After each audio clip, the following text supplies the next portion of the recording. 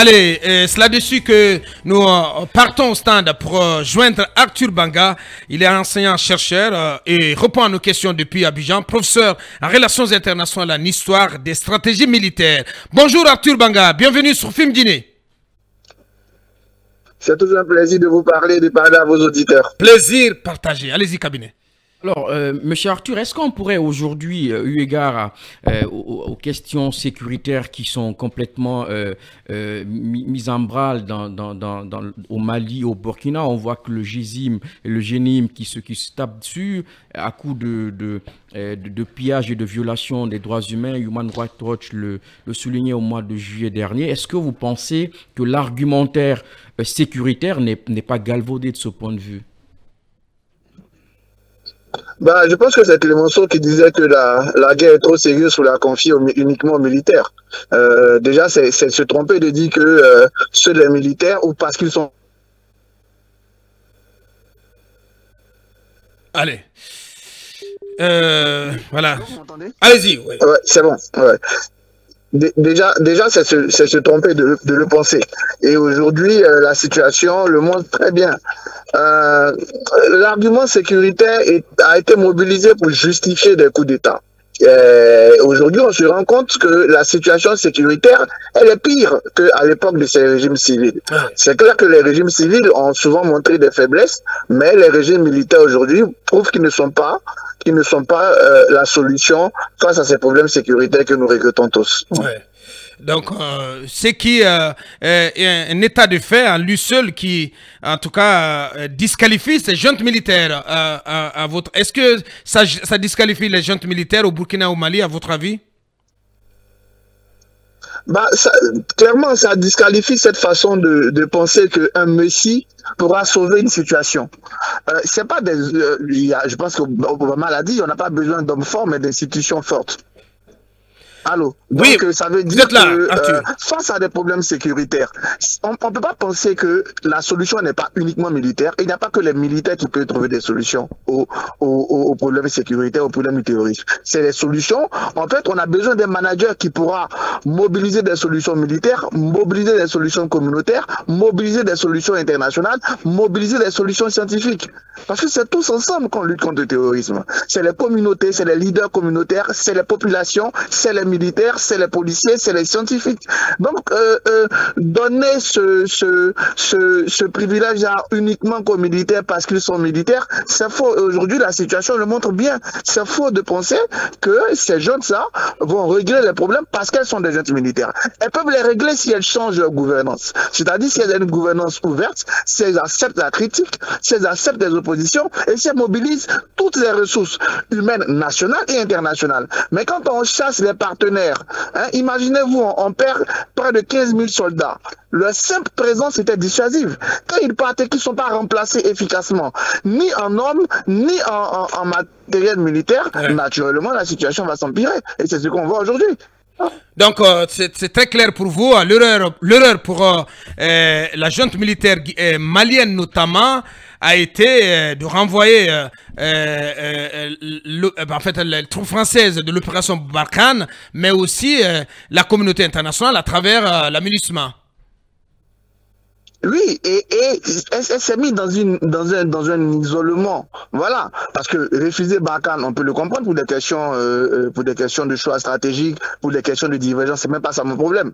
Mais chasser la MINUSMA, se mettre au banc de la CEDEAO, qui va vous aider encore aujourd'hui?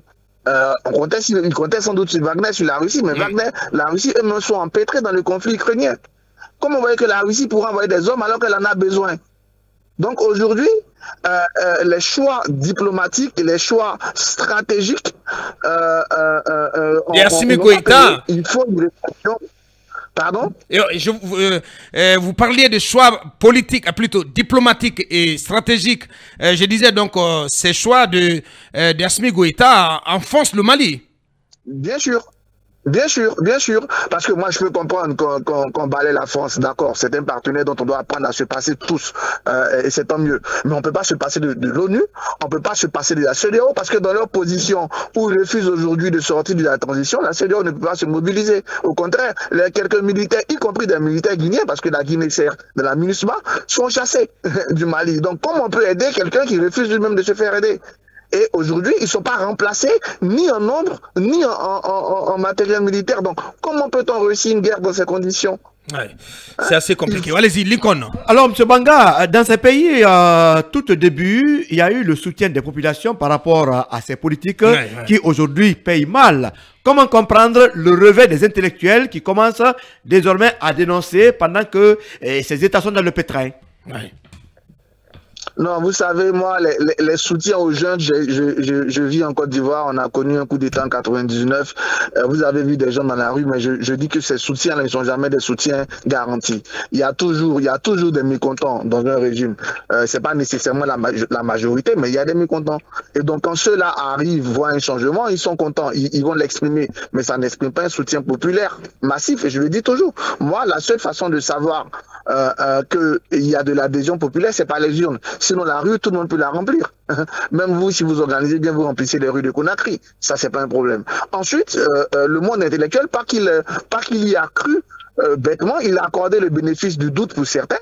Et pour d'autres, ils n'ont pas envie de risquer leur vie. Nous, on est en Guinée, vous êtes en Guinée, nous sommes à Abidjan, on peut critiquer facilement le régime. On n'a pas trop de problèmes, sauf si notre avion se perd une fois au Mali. Mais imaginez des Maliens.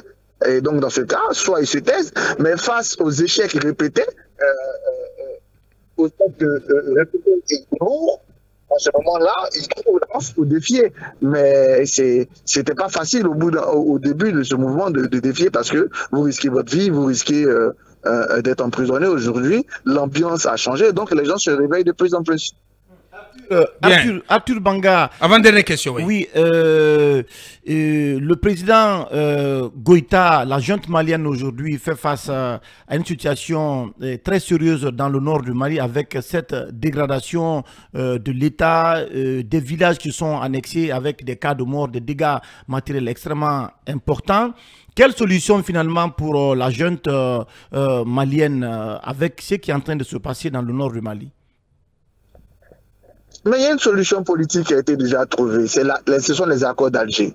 Je peux comprendre qu'on rediscute certains aspects de ces accords en fonction de l'évolution de la situation. Mais aujourd'hui, on a une situation où les accords d'Alger sont morts.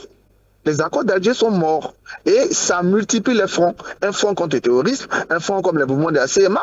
Or, justement, par le passé, c'était à la fois les troupes maliennes, les troupes internationales et la CMA qui luttaient contre le terrorisme.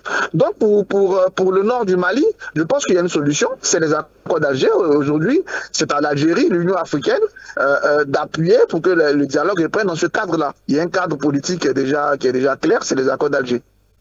Bien, oui, dernière question. Et au niveau de Burkina Faso, il y avait à l'époque une société civile très forte, mais aujourd'hui, on a comme l'impression que de ce côté également, tout le monde est réduit en silence. Pendant ce temps, le pays est en train de perdre du territoire, les militaires tombent, les villages annexés. Ouais. Et comment avoir un réveil pour le pays des hommes intègres? Ouais.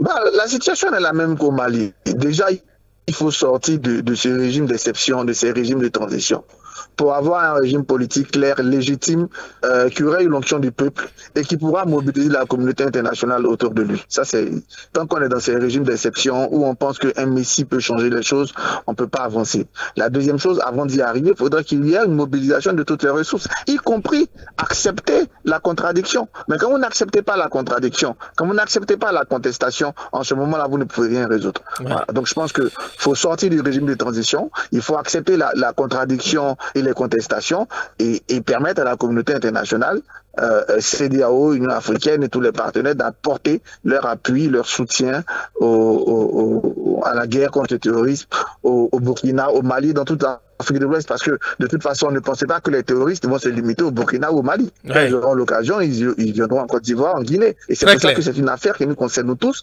Et oui, c'est très clair. Oui, cabinet. Un mot sur le Niger. Oui, exactement. Cher Banga, est-ce qu'aujourd'hui, désormais, on peut dire que l'option militaire est out, qu'on n'en parle plus? Au Niger. Au Niger. Allô? Le réseau. Bien. Vous reprenez votre question, cabinet. Oui, je demandais sur le cas du Niger, est-ce que désormais l'option militaire est complètement écartée parce qu'on sent on n'entend plus, le Nigeria parler, la CEDEAO ne dit plus mot. Non, là, je pense que la CEDEAO est dans une phase d'observation. Elle tente déjà des médiations, mais comme on l'a dit, si ces médiations n'aboutissent pas, il y aura malheureusement et nécessairement une opération militaire. Voilà. Ah, vous y croyez encore? Je pense que elle est encore l'option encore sur la table. Elle est encore, mais personne ne la souhaite. Hein. Personne ne souhaite une intervention militaire. On souhaite tous que la junte nigérienne comprenne que c'est plus possible leur attitude. Très bien. Pour clore.